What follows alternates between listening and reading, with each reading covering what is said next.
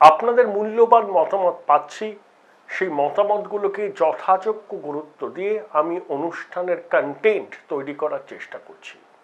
আমার বিশ্লেষণ এবং বিশিষ্টজনদের সাক্ষাৎকার শুনতে গেলে আপনাকে যুক্তিতর্ক সঙ্গে অর্ক সাবস্ক্রাইব করতে হবে এবং লেটেস্ট আপডেটের জন্য বেল আইকন প্রেস করতে হবে। ইনফোসিসের পরে এবার অ্যামাজন। পাঞ্চজন্যের রোষের মুখে পড়েছে মার্কিন এই বহুজাতিক সংস্থা। পাঞ্চজন্যের সাম্প্রতিক সংখ্যায় ফ্রন্ট পেজে যে খবরটি বেরিয়েছে বা যে প্রতিবেদনটি বেরিয়েছে সেটি হচ্ছে এরকম: অ্যামাজন হচ্ছে ইস্ট ইন্ডিয়া কোম্পানির দ্বিতীয় সংস্করণ। East India company 2 is equal to Amazon. অ্যামাজনকে কেন তারা আক্রমণ করেছেন, তাদের আক্রমণের লক্ষ্যবস্তু হিসাবে হঠাৎ অ্যামাজন এসছে কেন, সেটা ব্যাখ্যা করেছেন পাঞ্চজন্যের সম্পাদক হিতেশ শঙ্কর। হিতেশ শঙ্কর বলেছেন যে অ্যামাজন দুর্নীতিতে যুক্ত। অ্যামাজনের জন্যই 40,000 খুচরো দোকান বন্ধ হয়েছে, বহু মানুষ রুটি রুজি হারিয়েছেন এবং অ্যামাজনের কাজকর্ম অনেকটা ইস্ট ইন্ডিয়া কোম্পানি। প্রথমে ইস্ট ইন্ডিয়া কোম্পানি যারা ইতিহাসের ছাত্র তারা জানেন যে কিভাবে ইস্ট ইন্ডিয়া কোম্পানি বণিকের বেশি এসে শেষ পর্যন্ত ব্রিটিশরা ভারত দখল করে দিল। বণিকের মানদণ্ড দেখা দিল রাজদণ্ড রূপে পোহালে সর্বরি, এইরকমই লাইনটা ছিল। তো ইস্ট ইন্ডিয়া কোম্পানির সঙ্গেই অ্যামাজনকে তুলনা করেছেন পাঞ্চজন্য। পাঞ্চজন্য কিন্তু সংঘর আনুষ্ঠানিক মুখপত্র না হলেও এরা কিন্তু বৃহত্তর সংঘ পরিবারের অংশ। পাঞ্চজন্যের সম্পাদক একসময় ছিলেন অটল বিহারী বাজপেয়ী। সুতরাং বুঝতেই পারা যায় যে পাঞ্চজন্য সঙ্গে মতাদর্শগতভাবে কারা যুক্ত। সেটা হচ্ছে আরএসএস মতাদর্শগতভাবে পাঞ্চজন্যের সঙ্গে যুক্ত। পাঞ্চজন্যের যিনি সম্পাদক সেই হিতেশ শঙ্করের সঙ্গে আমার পরিচয় আছে। নির্বাচনের আগে তিনি এসেছিলেন পশ্চিমবঙ্গে, কলকাতা, দুর্গাপুর, আসানসোল, হাওড়ায় বেশ কয়েকটি ইন্টারঅ্যাক্টিভ সেশন করেছিলেন। সেখানে আমার যাওয়ার সৌভাগ্য হয়েছিল, ওনার সঙ্গে কথা বলেছিলাম। ভদ্র সুবক্তা, সবসময় হিন্দিতে কথা বলেন, ইংরেজি শব্দ পারতপক্ষে এড়িয়ে চলেন এবং তিনি যে একটা কজের প্রতি ডেডিকেটেড, সে কজটা অবশ্যই হিন্দুত্ব, সেটা কিন্তু ওনার কথাবার্তা থেকে আমার পরিষ্কার বোঝা গেছিল। তো পাঞ্চজন্য এখন অ্যামাজনকে টার্গেট করছে। অ্যামাজন অবশ্য এর উত্তর দিয়েছে যে তারা বলছে প্রায় 3 লক্ষ ছোট দোকানদার এই কোভিড পরিস্থিতিতে তাদের সঙ্গে যুক্ত হয়েছেন, তাদের প্রোডাক্ট বিশ্ববাজারে পৌঁছে দেওয়ার ক্ষেত্রে অ্যামাজন উল্লেখযোগ্য ভূমিকা পালন করেছে। কিন্তু অ্যামাজনের বিরুদ্ধে অভিযোগ আছে 8,500 কোটি টাকা তারা ভারতবর্ষে খরচ করেছে আইনি পরিষেবা নেবার জন্য। এত টাকা, ইটস অ্যান অ্যাস্ট্রোনমিক্যাল অ্যামাউন্ট। অভিযোগ আছে যে সরকারের উচ্চ পদস্থ আধিকারিকদের উৎকোচ দিয়েছিল অ্যামাজন, যাতে এখানে ব্যবসা করতে তাদের সুবিধা হয়। সরব হয়েছেন বিরোধীরা, সরব হয়েছে স্বদেশী জাগরণ মঞ্চের মতো প্রতিষ্ঠান। আপনারা জানেন যে ফিউচার রিটেল, কিশোর বিয়ানির যে সংস্থা, তার সঙ্গে রিলায়েন্সের গাঁটছড়া বাঁধার প্রক্রিয়া চলছে। অ্যামাজনও সেখানে ইন্টারেস্টেড। ইন্টারন্যাশনাল ডিসপিউট ট্রাইব্যুনালে তাই নিয়ে কেস চলছে। ফিউচার গোষ্ঠীর খুচরো ব্যবসা হাতে নেওয়ার জন্য আগ্রহী রিলায়েন্স এবং আগ্রহী অ্যামাজন। তাই এই দুই বহুজাতিকের মধ্যে বিবাদ তৈরি হয়েছে এবং তা গড়িয়েছে আদালত পর্যন্ত, এখনো কিন্তু মীমাংসা হয়নি। এখানে একটা জিনিস কিন্তু খুব উল্লেখ করার মতো, অ্যামাজন বহুজাতিক সংস্থা, অবশ্যই আমেরিকার তাদের প্রচুর ব্যবসা বাণিজ্য রয়েছে। মোদিজির সাম্প্রতিক আমেরিকা সফর, ফ্রি ট্রেড এগ্রিমেন্ট, সেখানকার সংস্থাগুলোর সিইওদের সঙ্গে বৈঠক, একটা বিনিয়োগ বান্ধব ভাবমূর্তি ভারতবর্ষ তুলে ধরতে চাইছে বিশ্বের দরবারে। সেক্ষেত্রে পাঞ্চজন্যের ভূমিকা বা আরএসএসের ভূমিকা বা স্বদেশী জাগরণের ভূমিকা দুগ্ধপাত্রে গৌচনা ফেলে দেবে না তো, প্রশ্ন উঠছে। আপনারা জানেন যে জম্মু, আমি কাশ্মীরের কথা বলছি না, জম্মুর ব্যবসায়ীরা সংঘবদ্ধভাবে প্রতিবাদ আন্দোলন করছেন, সেখানে হরতালও পালিত হয়েছে। হরতাল মানে ব্যবসা বন্ধ। কেন? জম্মুতে 100টা রিটেল শপ খুলছে রিলায়েন্স। জম্মুর ব্যবসায়ীরা মনে করছেন এর ফলে তাদের রুটি রুজি বিপন্ন হবে। এই ব্যবসায়ী সংগঠন কিন্তু প্রথম দিন থেকেই বিজেপির সঙ্গে রয়েছেন। তাদের এই ধর্মঘটে যাওয়ার সিদ্ধান্ত কিন্তু বিজেপি নেতৃত্বের কপালে দুশ্চিন্তার বলিরেখাগুলোকে স্পষ্ট করেছে। যেমন স্বদেশী জাগরণ মঞ্চ আর একটা পার্টিনেন্ট প্রশ্ন তুলেছে। তারা বলছে যে অধিকাংশ স্টার্টআপ তাদের মালিকানা, তারা এখান থেকে শুরু করেছে, তাদের মালিকানা আর ভারতীয়দের হাতে নেই। তারা এক্সাম্পল দিয়েছে ফ্লিপকার্টের। ফ্লিপকার্ট শুরু করেছিলেন দুজন ভারতীয়, তারপর বিদেশি পুঁজি, ফান্ড ইত্যাদি ঢুকে ফ্লিপকার্টের মালিকানা সম্পূর্ণ বদল হয়ে গেছে। এখন সিঙ্গাপুরে সেটা রেজিস্ট্রি করা হয়েছে। স্বদেশী জাগরণ মঞ্চের দাবি, আপনারাই বিচার করবেন সেই দাবিটা কতটা সঙ্গত, যে এই ধরনের স্টার্টআপগুলোকে তারা কোত্থেকে পুঁজি সংগ্রহ করছে, কতটা পুঁজি সংগ্রহ করতে তারা পারবে, তাদের ব্যবসার পরিধি কী হবে, এবং তাদের অবশ্যই ভারতে রেজিস্ট্রি করে ব্যবসা চালাতে হবে। এর জন্য কেন্দ্রীয় সরকারকে নীতি প্রণয়ন এবং আইন প্রণয়ন করতে হবে বলে দাবি জানিয়েছে স্বদেশী জাগরণ মঞ্চ। চীনও কিন্তু একই পথে হাঁটছে। আমি দু একদিন আগেই বলেছিলাম এভারগ্রান্ড ক্রাইসিস।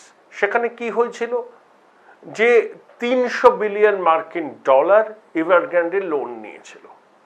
বিভিন্ন কর্পোরেট বন্ড, তার পেমেন্ট, ইন্টারেস্ট এবং আসল সব পেমেন্ট করতে হবে।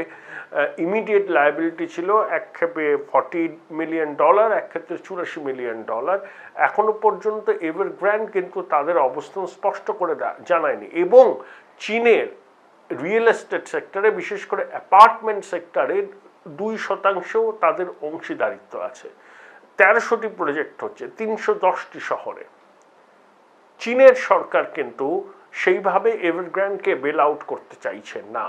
তারা কি চাইছে, $14.5 বিলিয়ন চীনের রিজার্ভ ব্যাংক বাজারে ঢেলেছে যাতে লিকুইডিটি ক্রাইসিস না হয়।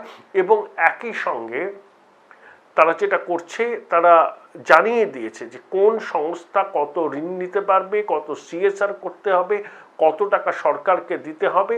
এবং অনেক বড় বড় সংস্থা, তথ্য প্রযুক্তি সংস্থা ইত্যাদি, তাদের শেয়ার সরকার কিনে নিচ্ছে। তারা একটা ইডিওলজিক্যাল গ্রাউন্ডে বা মতাদর্শগত মোড়কে এই বিষয়টাকে সামনে এনেছেন। তাদের বক্তব্য হচ্ছে যে পূর্ণ সমাজতন্ত্রে উত্তরণের পথে পুঁজিবাদ একটা স্তর, পুঁজিবাদের বিকাশের মধ্যে দিয়ে পূর্ণ সমাজতন্ত্রে উত্তরণ হয়। তাই কর্পোরেটদের নাগাল পায়ে বেরি পড়াতে হবে।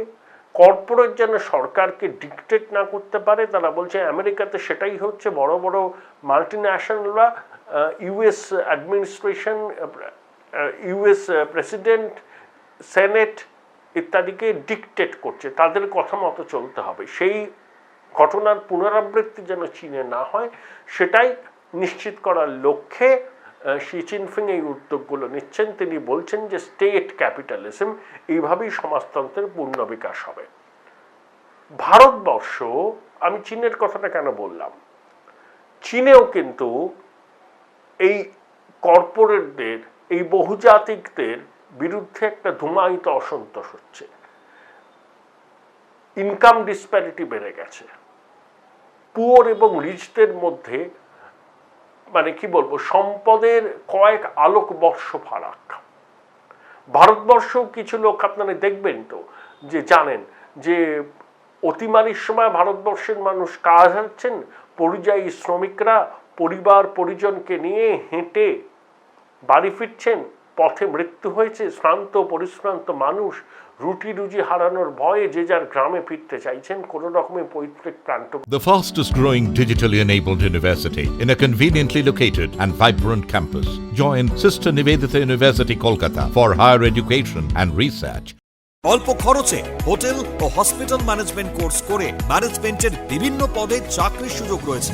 DSN school of management. সেই সময় দেখুন বড় বড় কর্পোরেটদের মুনাফা কত গুণ বেড়েছে। আপনি শেয়ার বাজারের দিকে তাকিয়ে দেখুন, 60,000 ছুঁয়ে গেছে সেন্সেক্স। তাহলে এটা কি ইকুয়াল ইনফর্মিটি? এটা কি ইকুয়ালিটি, বিকাশের ইকুয়ালিটি? ভারতবর্ষের মধ্যে একটা বিচ্ছিন্ন সিঙ্গাপুর হতেই পারে, কিন্তু বিস্তীর্ণ ভারতবর্ষ এখনো অনেক জায়গা অন্ধকার, অনিশ্চিত বিদ্যুৎ সরবরাহ, খানাখন্দ বড় রাস্তা। ভারত এবং ইন্ডিয়ার মধ্যে পার্থক্যটা কিন্তু বাড়ছে। অ্যামাজন এই ধরনের বহুজাতিক সংস্থা 20 কোটি মধ্যবিত্তকে টার্গেট করেছে। 20 কোটি মধ্যবিত্ত যাদের পারচেসিং পাওয়ার আছে ইউরোপের সবকটা দেশের জনসংখ্যার কাছাকাছি। সুতরাং অ্যামাজনের মতো বহুজাতিক সংস্থাগুলো যারা মুনাফা ছাড়া কিছু বোঝে না, তারা যে কোনো মূল্যে ভারতের বাজারকে ধরতে চাইবে। কিন্তু তার বদলে কি আমাদের ছোট মুদির দোকানদার, বাজারে যারা ছোট ছোট দোকান নিয়ে বসেন, যারা তার উপর নির্ভর করে সংসার চালান, তাদের জীবন জীবিকাকে একদম বিপন্ন হয়ে পড়বে? সরকারকে কিন্তু একটা মতাদর্শগত এবং একই সঙ্গে প্রশাসনিক পদক্ষেপ নিতে হবে। কারণ এই ব্যবসায়ীরাই কিন্তু দীর্ঘদিন ধরে, ছোট ব্যবসায়ী, মাঝারি ব্যবসায়ী, এরাই কিন্তু দীর্ঘদিন ধরে বিজেপির ভোট ব্যাংক। অসময়েও তারা বিজেপির পাশে ছিল। এই বহুজাতিকদের এইভাবে ভারতের বাজার দখল করার যে উদ্যোগ, তারা কিন্তু প্রমাদ গুনছে এবং এতে কিন্তু বিজেপির ভোট ব্যাংকে একটা বিরূপ প্রভাব পড়তে পারে বলে মনে হয়। সুতরাং পাঞ্চজন্যের এই সমালোচনাকে কিন্তু নিছক সমালোচনা বলে উড়িয়ে দেওয়া যাবে না। এটা কিন্তু একটা বড় অংশের মানুষের মনোভাবের প্রতিফলন। দেখুন এখনো ইনফোসিস কিন্তু আইটি পোর্টালের সমস্যাটা সলভ করতে পারেনি। 160 কোটি টাকা নিয়েছে। নন্দন নিলেকানির সঙ্গে নির্মলা সীতারামনের বৈঠক হয়েছে, সবাই ক্ষোভ প্রকাশ করছে। সেখানেও পাঞ্চজন্য ইনফোসিসকে ইকুয়েট করেছিল টুকরে টুকরে গ্যাং এবং আরবান নকশালদের সঙ্গে। সমালোচনা বিস্তার হয়েছিল, যদিও আমি ব্যক্তিগতভাবে ইনফোসিসের এই ট্যাক্স পোর্টাল গ্লিচের সঙ্গে পাঞ্চজন্যর এইভাবে রিলেট করাটাকে আমি সমর্থন করি না ব্যক্তিগতভাবে। যে আত্মনির্ভর ভারতের প্রচার করছে কেন্দ্রীয় সরকার, প্রধানমন্ত্রী মোদিজি, তারই কিন্তু সবথেকে বড় বিজ্ঞাপন হচ্ছে ইনফোসিস। এটা আমার ব্যক্তিগত মত। সুতরাং ইনফোসিসকে কাঠগড়ায় দাঁড় করানো আমার মনে হয় যে এটা খুব বুদ্ধি বিবেচনা প্রসূত কাজ নয়। যদিও নন্দন নিলেকানি কংগ্রেসের টিকিটে লোকসভা নির্বাচনে প্রতিদ্বন্দ্বিতা করেছেন ব্যাঙ্গালোর থেকে, যদিও তিনি নির্বাচনে জয়লাভ করতে পারেননি। ইনফোসিসের সঙ্গে বিজেপি, সংঘ পরিবার, এদের একটা মতাদর্শগত ফারাক আছে, এটা সবাই জানেন। অল্প খরচে হোটেল ও হসপিটাল ম্যানেজমেন্ট কোর্স করে ম্যানেজমেন্টের বিভিন্ন পদে চাকরির সুযোগ রয়েছে। DSN school of management. কিন্তু অ্যামাজন, ইনফোসিসের পরেই অ্যামাজন, অর্থাৎ এটা কিন্তু একটা বড় অংশের মানুষের মনোভাবের প্রতিফলন, যারা কিন্তু সংঘ অ্যাফিলিয়েটেড, বিভিন্ন সংস্থার সঙ্গে যুক্ত, এক্সটেন্ডেড সংঘ পরিবার, তাদের অনেকের মতের প্রতিফলন কিন্তু পাঞ্চজন্যেরই লিড স্টোরি। সরকারকে যেটা ভাবাবে বলে আমার মনে হয়, কারণ সরকার কোনো অবস্থাতেই চাইবে না যে তার যে কোর ভোট ব্যাংক, ব্যবসায়ী সম্প্রদায়ের যে কোর ভোট ব্যাংক, তাদের মধ্যে অসন্তোষ ধুমায়িত হোক এবং সেই অসন্তোষের প্রতিফলন ঘটুক ইভিএমে। আর একটা খুব ইন্টারেস্টিং বিষয় আছে, সৌদি আরামকো রিলায়েন্সের 20% অংশীদারিত্ব নিয়েছে এবং সৌদি আরামকো চেয়ারম্যান রিলায়েন্সের বোর্ডে ইন্ডিপেন্ডেন্ট ডাইরেক্টর হিসেবে থাকবেন। এইটা নিয়েও কিন্তু বিস্তর জলঘোলা হয়েছিল। কিরকম? আপনাদের মনে আছে 2019-এর লোকসভা নির্বাচনের বেশ কিছুদিন আগে কংগ্রেস আমলের পেট্রোলিয়াম মন্ত্রী ছিলেন মুরলী দেওড়া, তার ছেলে মিলিন্দ দেওড়ার সমর্থনে মুকেশ আম্বানি প্রচারে নেমে পড়েছিলেন একবার, কিন্তু তারপরেই তিনি উইথড্র করেন। শোনা যায় যে সৌদি আরামকোকে তেল শোধনাগার, তেল উত্তোলন মতো কোর বিজনেসে তারা যাতে না আসতে পারে সেটা নিশ্চিত করতে চেয়েছিলেন সংঘ নেতৃত্ব, নাগপুর আরএসএস এর শীর্ষ নেতারা।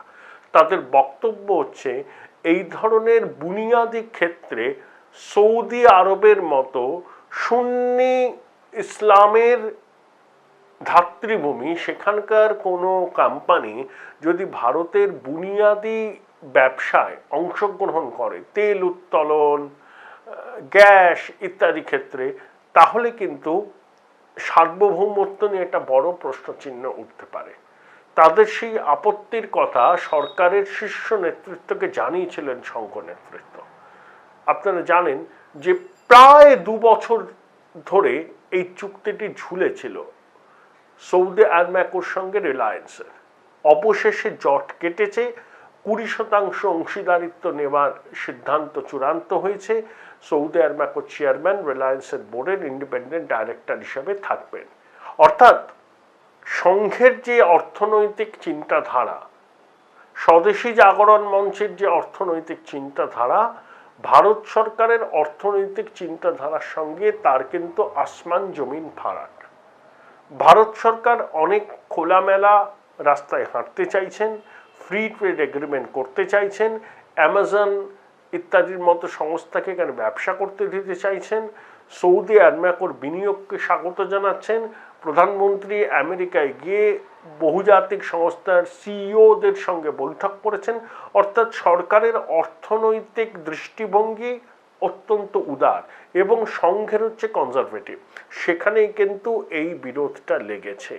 তবে একথাও ঠিক, সামনে অনেকগুলো নির্বাচন, সংঘের আপত্তিকে ফুৎকারে উড়িয়ে দেওয়া বিজেপির শীর্ষ নেতৃত্বের পক্ষে সম্ভব নয়। তারা জানেন যে উত্তরপ্রদেশ, গুজরাট এবং পাঞ্জাবে তাদের ফল হয়তো খুব একটা ভালো হবে না, উত্তরাখণ্ড অন্যান্য জায়গায় নির্বাচনে জিতে আসতে গেলে সংঘের স্বয়ংসেবকদের, স্বেচ্ছাসেবকদের ভূমিকাকে গুরুত্ব দিতে হবে। তারা ফুট সোলজারের কাজ করেন।